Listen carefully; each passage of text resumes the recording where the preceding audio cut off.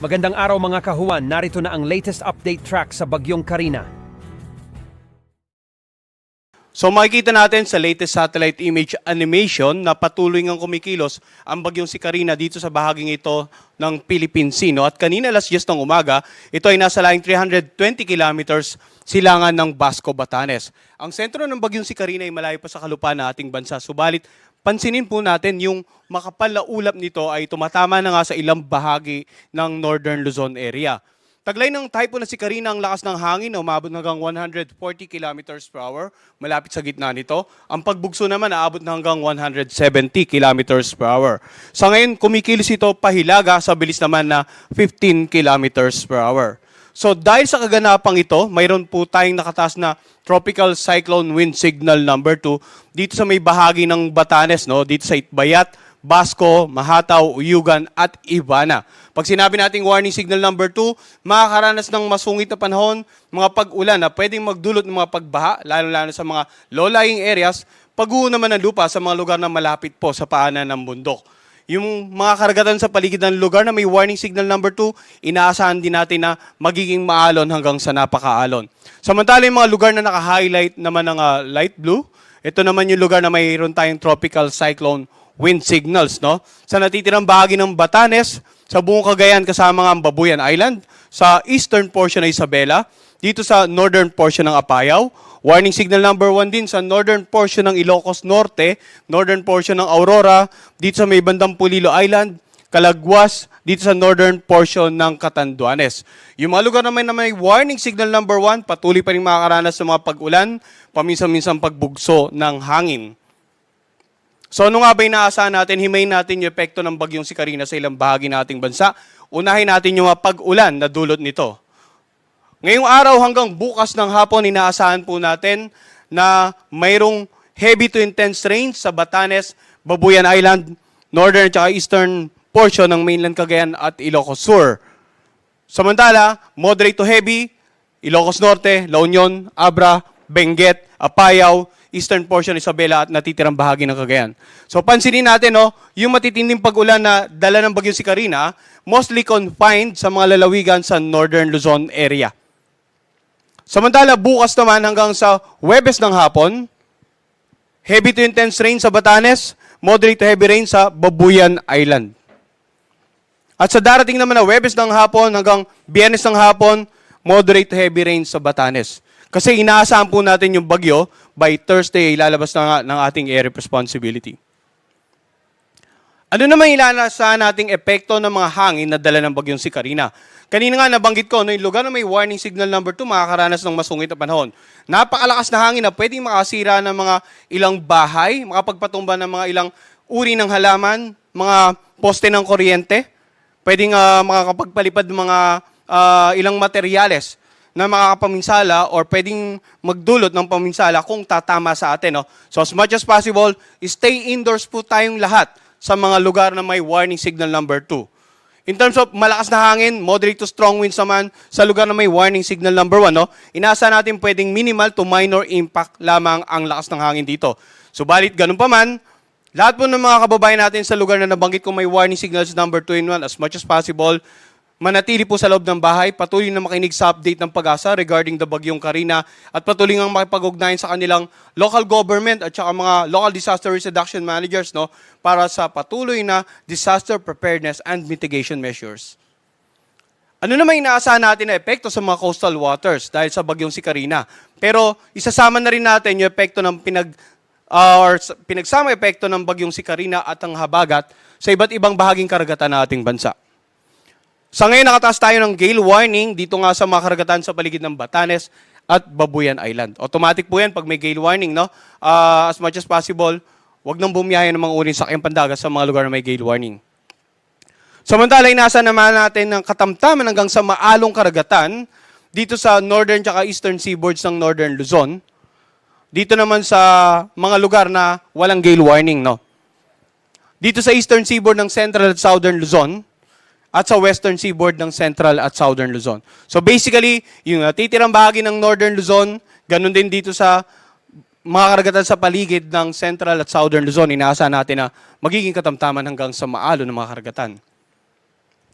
Katamtamang pag-alo naman sa southern seaboards ng Southern Luzon, west and eastern seaboards ng Visayas at eastern seaboard ng Mindanao. So basically, yung maalong karagatan nakakonsentrate po talaga sa Luzon area. Pero iba yung pag-iingat pa rin sa mga kababayan natin na tatawid ng mga bahaging karagatan dito sa may bandang Visayas dahil nga inaasahan natin magiging katamtaman pa rin. At paminsan-minsan, maalo ng mga karagatan dito.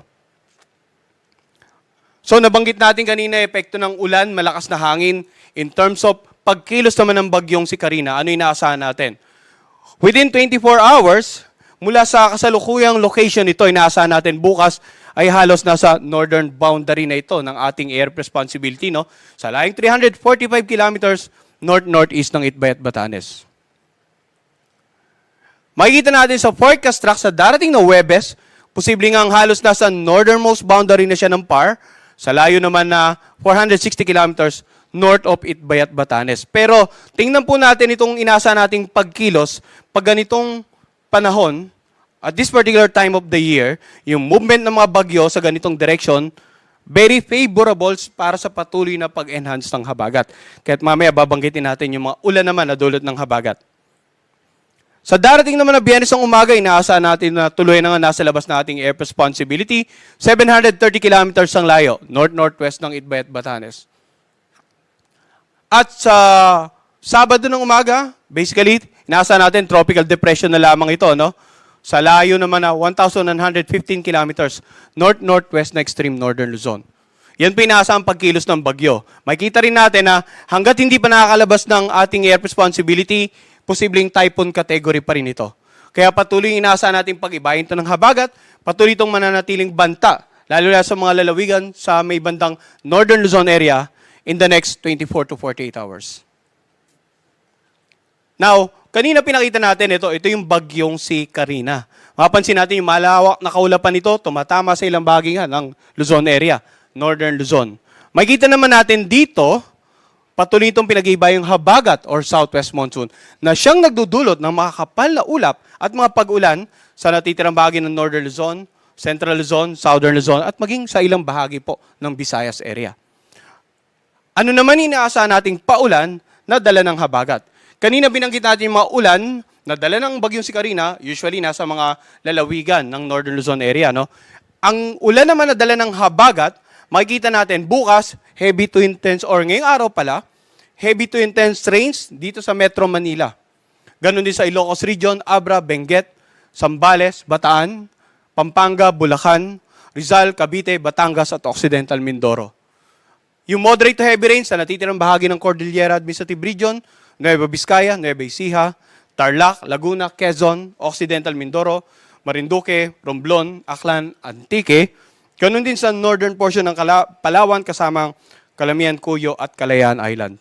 So pansinin natin, no, yung pag-ulan naman na dulot ng habagat, usually concentrated po sa mga lugar sa western section ng Luzon at ng Visayas. Kasi nga nakita natin kanina yung kaulapan ng habagat, ang unang tinatamaan yung mga western section ng ating bansa. Bukas naman, inaasahan natin, meron pa ring heavy to intense rain sa Ilocos Region, Abra, Benguet, Zambales, Bataan at Occidental Mindoro. Dahil nga yung pagkilos ng bagyong si Karina, patuloy na magpapaibayo ng habagat. Moderate to heavy rains bukas, Metro Manila, natitirang bahagi ng Cordillera Administrative Region, Tarlac, Nueva Ecija, Pampanga, Bulacan, Rizal, Cavite, Batangas, Oriental Mindoro at Calamian Island. At sa darating na Huwebes, moderate to heavy rains, Batanes, Babuyan Island, Ilocos Region, Apayao, Abra, Benguet, Zambales, Bataan at Occidental Mindoro. So sa mga lugar pong binanggit ko kanina may warning signal, may mga pag-ulan na dulot ng bagyong si Karina, at sa mga lugar na inaasahan nating sa kasalukuyan nakakaranas ng pag-ulan dulot ng habagat, at sa susunod na 2 hanggang 3 araw, patuloy tayong nagbibigay ng babala. Maging alerto pa yung mga kababayan natin sa mga nabanggit na lugar.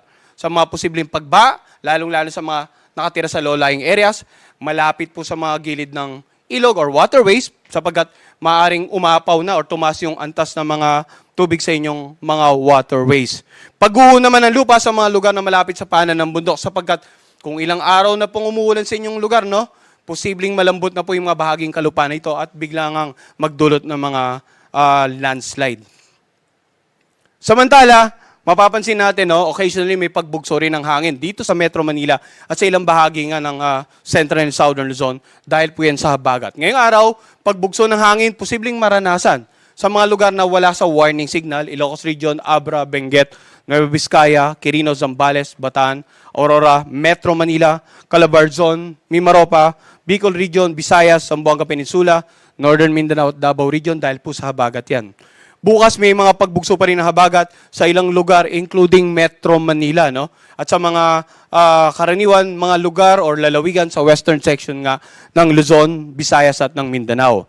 At hanggang sa darating na Thursday, may inaasahan pa rin po tayong mga pagbugso ng hangin na dulot ng habagat. Now, yung pinagsama ng epekto ni Karina at pinag-iba yung habagat, gaya ng binanggit natin kanina, posibleng magdulot ng maalon hanggang sa napaalong mga karagatan sa nakararaming bahagi ng Luzon at ng Visayas sa mga susunod na araw. Kaya't antabayanan din po yung ini-issue ng Pag-asa na gale warning twice a day, alas 5 ng umaga at alas 5 ng hapon.